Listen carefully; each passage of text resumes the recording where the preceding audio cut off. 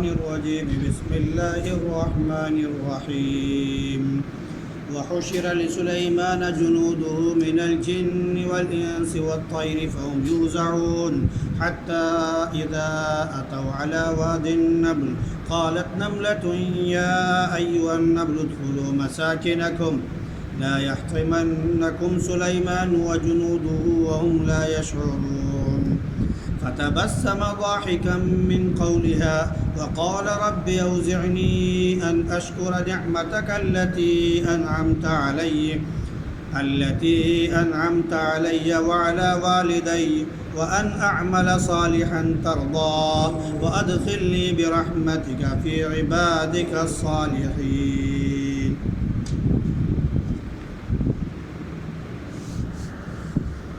وحشر لسليمان جنوده من الجن والانس، اور سلیمان علیہ السلام کے لیے ان کا لشکر جمع کیا گیا جناتوں میں سے اور انسانوں میں سے اور پرندوں میں سے.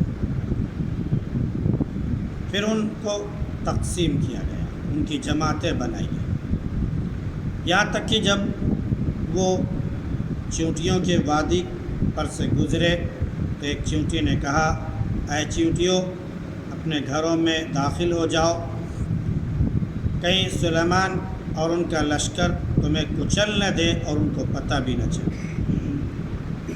تو سلیمان علیہ السلام اس کی بات پر مسکراتے ہوئے ہنس پڑے اور کہا اے پروردگار مجھے توفیق دے کہ میں تیری اس نعمت کا شکر ادا کروں جو تو نے مجھ پر اور میرے والدین پر کیا ہے، اور میں نیک عمل کروں جس سے تو راضی ہو جائے، اور مجھے اپنے فضل اور رحمت سے اپنے نیک بندوں میں داخل فرما.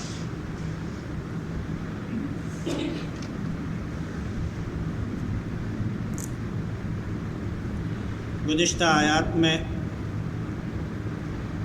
اس بات کا ذکر تھا کہ حضرت داؤد علیہ السلام اور حضرت سلیمان علیہ السلام کو اللہ رب العزت نے علم عطا فرمایا تھا، اور علم ایک بہت بڑی فضیلت ہے، اور جس امت کو بھی اور جس شخص کو بھی علم سے نوازا گیا حقیقت میں اسے عزت سے سرفرازی ملی.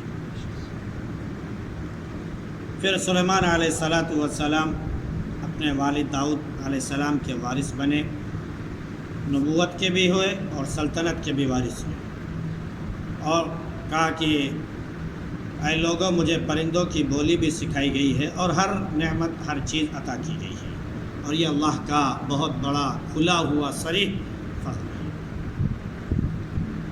اب اس کے بعد سلیمان علیہ السلام کا وہ واقعہ ذکر کیا جاتا ہے جس کی وجہ سے سورہ کا نام سورہ نمل پڑا تھا. سلیمان علیہ السلام کا لشکر بہت بڑا تھا، جس میں لشکر جمع کیا جاتا تھا اس کے مسافت 100 فرسخ بتائی جاتی ہے. 25 فرسخ جناتوں کے لیے، 25 فرسخ انسانوں کے لیے، 25 فرسخ پرندوں کے لیے، اور 25 فرسخ جنگلی جانوروں کے لیے. یہ سارے کے سارے جو ہے سلیمان علیہ السلام کی لشکر میں شامل تھے،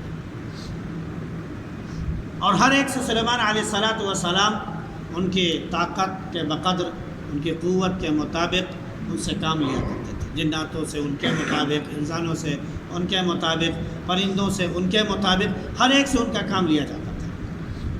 سلیمان علیہ السلام کا تخت جو ہوا کے دوش پر اڑتا تھا تو اسے جو ہوا لے کر چلتی تھی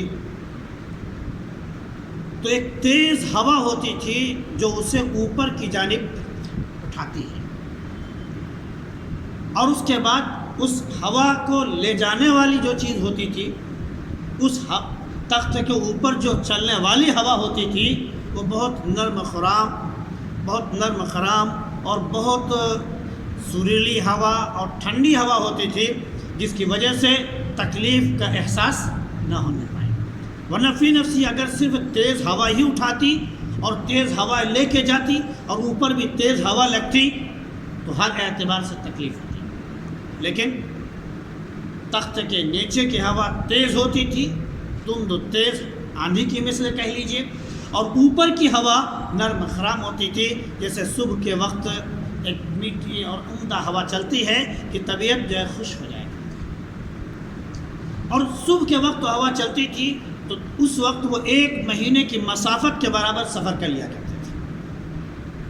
اب گھوڑے ساتھ میں چل رہے ہیں، پرندوں کا کام یہ تھا کہ تخت کے اوپر گرمی کا موسم ہے تو اپنے پروں کو پھیلائے ہوئے وہ سایہ کر لیتے تھے، سائبان کی طرح ہو جاتے تھے کہ آپ کے اوپر دھوپ کی تپش اور گرمی نہ پڑنے پائے وغیرہ۔ تو سلیمان علیہ السلام کا لشکر جمع کیا گیا تینوں قسم کی چیزوں سے، اس میں انسان بھی تھے، جن بھی تھے اور پرندے بھی تھے۔ جب یہ جمع کیے گئے اور ان کو لے کر چلا گیا تو ایک نظم اور ایک ضابطے کے ساتھ ان کو ہمیشہ رکھا جاتا تھا۔ ایسا کبھی نہیں ہو سکتا تھا کہ آگے کا لشکر اتنی دور نکل گیا کہ پیچھے والے مل نہیں سکتے، یا پیچھے والے لشکر اتنی تیز چلے کہ آگے والوں سے بھی آگے نکل گئے، نہیں، پورے نظم و نسق کے ساتھ، پورے ترتیب اور انتظام کے ساتھ چلتے تھے۔ ہر ایک اپنی جگہ پر ہوتا تھا، کہیں پر بھی کوئی تتر بتر یا بے نظمی نہیں ہوتی تھی، ہر ایک اپنی جگہ پر تعینات ہوتا تھا، اپنی ڈیوٹی پر وہ قائم ہوتا تھا، وہاں سے وہ غائب نہیں ہو سکتا تھا۔ تو سلیمان علیہ السلام کا گزر ان لشکروں کے ساتھ جب ہوا چیونٹی کی بستیوں کے پاس، وادی نمل سے، وادی نمل کہہ لیجیے جہاں پر کوئی جنگلی علاقہ ہو یا ریگستانی علاقہ ہو اور وہاں پر صرف چیونٹیاں اپنا گھر بناتی ہوں اور بستے ہوں وغیرہ وغیرہ، وہ چیونٹیوں کے وادی کہلاتے۔ آج کے سائنسدانوں نے کچھ اس طرح کی تحقیقات بھی کی چیونٹیوں کے بارے میں، تو ان کے بارے میں بڑے عمدہ نظم و نسق کے بارے میں بتایا ہے کہ ان کا نظام جو ہے، ان کا اسلوب حکومت جو ہے وہ تقریباً انسانوں سے ملتا جلتا ہے۔ یہ آپس میں پیار و محبت کے ساتھ رہتی ہیں، یہ نظم و نسق کے ساتھ رہتی ہیں، یہ چلنے میں ایک دوسرے کا خیال رکھتی ہیں، ایک دوسرے کے ساتھ چلنے میں آپس میں ملاقات کرتی ہیں، اور جب یہ کوئی غذا لے کر آتی ہیں تو یہ مل بانٹ کر کھاتی ہیں۔ اور اس کے علاوہ یہ چیز بھی ان کے اندر اللہ رب العزت نے عجیب صفت رکھی ہے کہ جب کوئی دانہ لے کر آئے، مثال کے طور پر دھان کا ہے، گیہوں کا ہے، یا اس طرح کوئی اور دانہ جو بالکل صحیح اور سالم ہو، مکمل سموچ کسی چیز کا بیج ہو، تو اسے بیج سے توڑ دیتے ہیں، کیونکہ دانے کے اندر یہ صفت ہے کہ اگر وہ سموچا ہوگا، پورا ثابت ہوگا، تو ذرا سے بھی نہیں اس کو ملے گی تو فوراً وہ پنپ جائے گا اور اس درخت کے اور پودے کی مانند وہ پودے کی شکل وہ اختیار کر لے گا، پھر وہ ایک پودا بن جائے گا۔ لیکن جب اسے توڑ دیجئے تو آپ اسے کہیں بھی پھینک دیجئے، وہ اگ نہیں سکتا۔ اللہ نے یہ صلاحیت بھی ان کے اندر رکھی ہے۔ تو اگر یہ چاول ہے، گیہوں ہے، اس طرح کی چیزیں اگر یہ لے جا کر اپنے گھروں میں، اپنے سوراخوں میں یہ جمع کرتی ہیں تو اسے بیج سے توڑ دیتی ہے تاکہ دوسری کیفیت نہ پیدا ہو۔ اور پھر اللہ رب العزت نے ایک بڑی صفت ان کے اندر پیدا کی ہے، سونگھنے کی صفت، قوت شامہ۔ انسانوں کو 5 نعمتیں ملی ہیں، سونگھنے کی بھی، سوچنے کی بھی، دیکھنے کی بھی، چکھنے کی بھی، چھونے کی بھی۔ کسی کے ذریعے وہ انسان پتہ لگا لیتا ہے یہ چیز کیسی ہے۔ چھونے والی چیز چھو کر پتہ لگاتا ہے، دیکھنے والی چیز دیکھ کر پتہ لگاتا ہے، چکھنے والی چیز چکھ کر پتہ لگاتا ہے یہ صحیح ہے یا نہیں، ہر چیز ہے۔ تو ویسے اللہ رب العزت نے چیونٹے کے اندر سونگھنے کی جو صلاحیت رکھی ہے وہ بہت غضب کی اور بہت بڑی رکھی ہے، اور یہ سونگھنے کی جو صلاحیت رکھتی ہیں وہ کم از کم 3 میل سے 3 میل کی مسافت سے یہ سونگھ لیتی ہے کہ کیا ہونے والا ہے۔ سلیمان علیہ السلام کا لشکر جب جا رہا تھا تو جب وادی نمل سے گزرا تو 3 میل دوری تھا کہ اس چیونٹے نے محسوس کر لیا اور فوراً کہا کہ چیونٹیوں اپنے سوراخ میں داخل ہو جاؤ، کہیں ایسا نہ ہو کہ سلیمان کا لشکر آئے اور تمہیں کچل دے، پتہ بھی نہ چلے۔ مفسرین کہتے ہیں کہ یہ چیونٹی اتنی بڑی تھی جتنا انسان کا تقریباً وزن ہوتا ہے۔ بعض لوگ کہتے ہیں کہ یہ بھیڑیے کے برابر یہ چیونٹی تھی، اتنی بڑی چیونٹی تھی۔ ہو سکتا ہے اس دور میں رہتے کہ کیونکہ اس دور میں انسان بھی پہاڑوں کی طرح ہوا کرتے تھے، لمبے لمبے کھجور کے درختوں کی طرح ہوتے تھے. قرآن نے ان کا منظر کھینچا، قوم عاد کا، قوم سمود کا. کانہم اعجاز نخل خاویہ، ایسا لگ رہا ہے کہ کھجور کے درخت گرے پڑے ہیں جب وہ ہلاک ہوئے. تو اتنے بڑے بڑے لوگ تو ہوتے تھے. آج ہم 5 فٹ 6 فٹ کے ہوتے ہیں، تو اس وقت جانور بھی بڑے ہوتے ہوں گے. تو اس چیونٹی کے بارے میں کہا تھا، اور وہ جس چیونٹی نے کہا تھا وہ پہرے دار تھی، وہ پہرے دار تھی. ان کا عجیب نظام ہے، جیسے کسی قلعے کی حفاظت پہرے دار کرتے ہیں، ویسے تمام چیونٹیوں کی حفاظت پہرے دار کرتے ہیں. اس پہرے دار نے کہا، اس کا نام بھی بعض مفسرین نے بتایا ہے. تو اس نے جب یہ کہا کہ اے چیونٹیوں داخل ہو جاؤ، تو ایک تو سب سے پہلی چیز ہے کہ چیونٹی کی آواز ہم میں سے شاید کسی نے نہیں سنا ہو. لوگوں نے پوری تحقیق کی لیکن آج تک کسی نے آواز نہیں سنی. سلیمان علیہ السلام 3 میل دور تھے، وہاں سے اس کی آواز ان کو پہنچی. یہ کیا تھی؟ کیسے؟ یہ اللہ کا معجزہ تھا جو سلیمان علیہ السلام کو عطا ہوا تھا کہ 3 میل دور سے چیونٹی نے جب کہا تو اس کی آواز انہوں نے سنی. اللہ رب العزت نے آج ہمیں آلات کے ذریعے وہ طاقت اور قوت عطا کی ہے کہ ہم ہزار میل دور سے آواز سنتے ہیں. یا نہیں ہے؟ موبائل سسٹم کیا ہے؟ فون سسٹم کیا ہے؟ تار سسٹم کیا ہے؟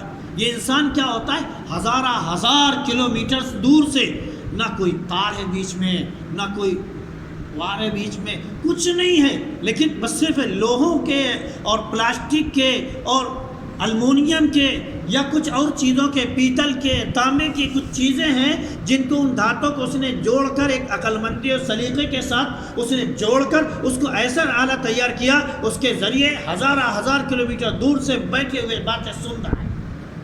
اور یہی نہیں، فضا میں سب کی آواز گونج رہی ہے. اس آلات کے اندر یہ خصوصیت ہے، وہ آواز صرف آپ تک پہنچا رہی ہے اس کی جو آپ سے بات کرنا چاہتا ہے، کسی اور کی آواز نہیں ہے. اگر آپ کے موبائل میں ساری آوازیں آنا شروع ہو جائیں آپ تنگ آ جائیں گے، پریشان ہو جائیں گے. لیکن اس چہچہاہٹ میں، اس آواز میں، اس گنگناہٹ میں، اس چیخ و پکار میں، اس شور و غل میں صرف آپ کو اس مشین کے ذریعے، اس آلے کے ذریعے آپ کی آواز ان تک پہنچ رہی ہے، اس کی آواز آپ تک پہنچ رہی ہے. جو جس کو پہنچانا چاہتا ہے اس کی آواز پہنچتی ہے، باقی دوسروں کی آواز کٹ کرتی ہے. یہ اللہ رب العزت نے اس امت محمدیہ کو اعزاز عطا فرمایا. سلیمان علیہ السلام 3 کلومیٹر دور سے بغیر کسی اس کی آواز سنتے تھے، تو آج اس انسان بھی اللہ رب العزت کے فضل سے اس سے زیادہ دور سے سن رہا ہے یا نہیں؟ تو یہ انسان کو اللہ رب العزت نے نعمت عطا فرمائی. تو آج ہم یہ نہ سمجھیں کہ سائنس نے بڑی ترقی کر لی تو ایسا ہوا. انبیاء علیہ السلام کے ساتھ معجزات ہوئے ہیں. انبیاء علیہ السلام نے جو چیزیں دیکھی ہیں وہ ہم نہیں دیکھ سکتے، جیسے وہ سن سکتے تھے ہم نہیں سن سکتے. تو اللہ رب العزت نے سلیمان علیہ السلام کو اتنی دور سے یہ آواز پہنچائی تو سلیمان علیہ السلام مسکراتے ہوئے ہنس پڑے. شریعت نے انسان کو ہنسنے کا طریقہ بتایا. اب یہ بھی کہیں گے کہ یہ کیا چیز ہے؟ غیر شکایت کرتے ہیں، غیر اعتراض کرتے ہیں.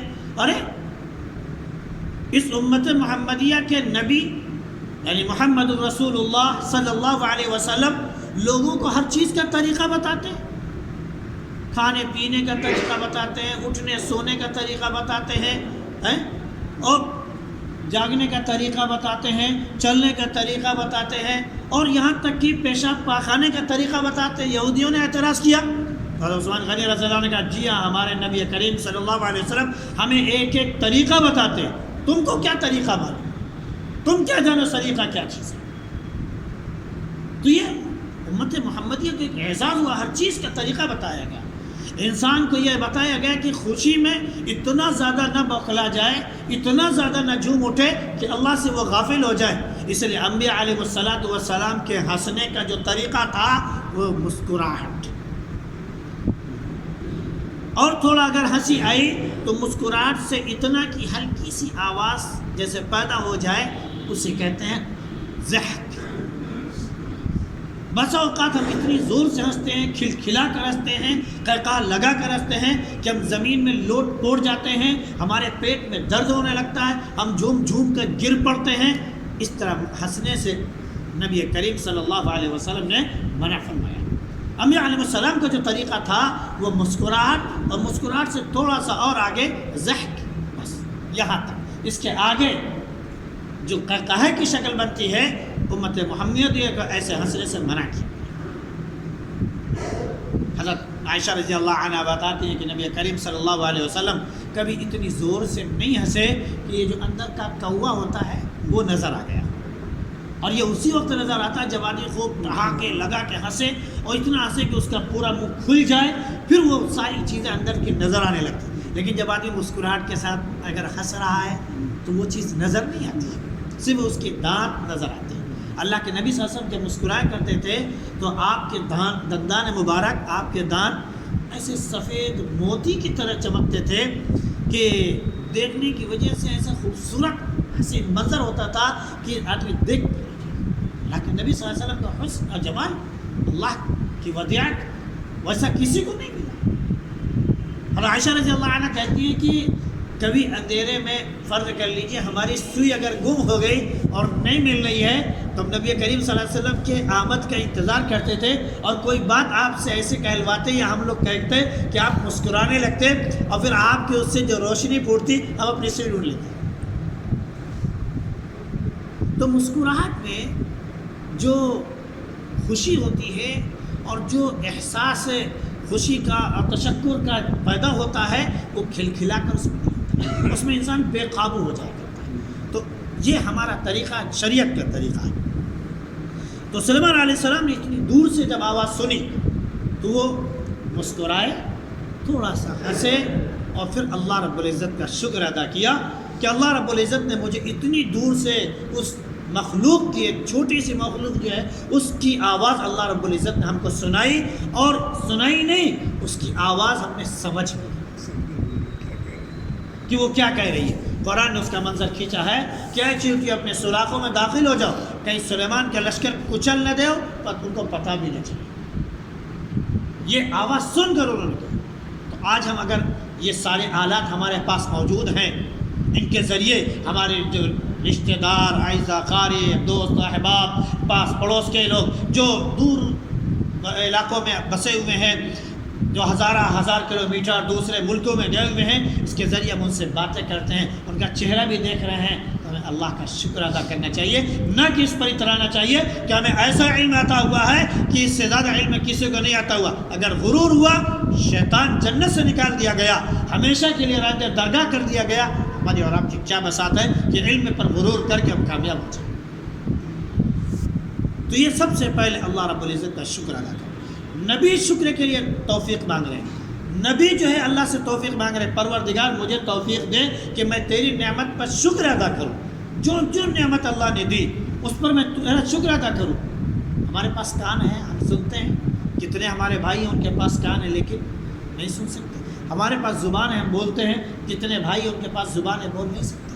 ہمارے پاس آنکھ ہے، ہم دیکھتے ہیں، کتنے بھائی ان کے پاس آنکھ ہے لیکن دیکھ نہیں سکتے۔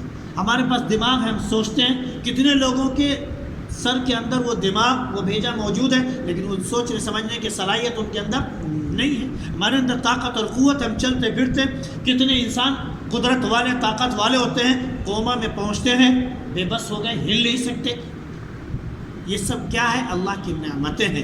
تو ہم اس پر اللہ کی نعمت کا شکر ادا کریں گے تو اللہ اور عطا کرے گا۔ نبی جب شکر کی توفیق مانگتا ہے، نبی جب دعا مانگ رہا ہے کہ پروردگار مجھے اپنے نیک لوگوں میں شامل فرما دیجئے، نبی معصوم ہوتا ہے، نبی بے خطا ہوتا ہے۔ تو نبی جب دعا مانگ رہا ہے کیا نشکر نعمتک التی انعمت علی وعلی والدی وان اعمل صالحا ترضا، پروردگار ان اعمال کی بھی توفیق عطا فرما جس سے تو راضی ہوتا ہے، اعمال صالحہ کی توفیق نصیب فرما جس سے تو خوش ہو جاتا ہے۔ دیکھیے عمل صالح ایک تو برا عمل ہے ہی، تو اس سے اللہ راضی ہو ہی نہیں سکتا، لیکن عمل صالح بھی بسا اوقات اللہ رب العزت کی ناراضگی کا سبب بن جاتا ہے۔ ہم اگر تکبر کے ساتھ دے رہے ہیں، ہم اگر ریاکاری کے لیے دے رہے ہیں، ہم ریاکاری کے لیے عمل کر رہے ہیں، چاہے ہم نماز پڑھیں، چاہے تلاوت کریں، چاہے ہم زکوٰۃ دیں، چاہے ہم صدقہ کریں یا کسی ضرورت مند کی ہم مدد کریں، اگر ہم ریاکاری کے لیے کر رہے ہیں تو وہ ہمارے لیے نیکی کا ذریعہ نہیں ہے، بلکہ وہ ہمارے لیے وبال جان بن جائے گا، کیونکہ اللہ رب العزت کیا وہ ایک قسم کا شرک کہلاتا ہے اور وہ شرک خفی ہو جاتا ہے، اور اللہ رب العزت شرک کو معاف نہیں کرتا ہے، وہ گرفت کرتا ہے۔ تو ان اعمال کی توفیق مانگے اللہ سے جس سے وہ راضی ہو جاتا ہے، خوش ہو جاتا ہے، اور پھر دعا کرے کہ پروردگار آخرت میں موت کے بعد جب زندگی دے تو نیک لوگوں کے ساتھ شامل فرما دے، ان نیک لوگوں کے ساتھ جو میدان حشر میں عرش کے سائے کے نیچے ہوں گے، ان نیک لوگوں کے ساتھ جو میدان حشر میں عرش کے دائیں جانب ہوں گے، ان نیک لوگوں کے ساتھ جو اللہ رب العزت کے فضل اور کرم سے جنت میں داخل ہوں گے۔ اللہ کے نبی صلی اللہ علیہ وسلم سے ایک صحابی نے پوچھا، اللہ کے نبی کیا آپ بھی اللہ ہی کے فضل و کرم سے جنت میں داخل ہوں گے؟ اللہ کے نبی صلی اللہ علیہ وسلم نے فرمایا کہ جی ہاں، ہم بھی اللہ کے فضل و کرم سے ہی جنت میں داخل ہوں گے، یہ اللہ رب العزت کا خاص فضل ہے تو اس نے ہمیشہ ہمیشہ کے لیے میرے اوپر فضل اور کرم عطا کیا۔ تو جب نبی اتنے ضرورت مند، ہم کتنے ضرورت مند ہو سکتے ہیں، یہ نبی ہم کو تعلیم دے کے چلے، اس لیے ہم نبی کے طریقے پر چلیں گے ہم کامیاب ہوں گے، ورنہ ہم ناکام ہو جائیں گے۔ اللہ رب العزت اپنی تمام نعمتوں کا شکر بجا لانے کی توفیق دے اور اعمال صالحہ کی توفیق دے جس سے وہ راضی اور خوش ہو جائے۔ سبحان اللہ، سبحانک اللہم وبحمدک ونشہد ان لا الہ الا انت نستغفرک۔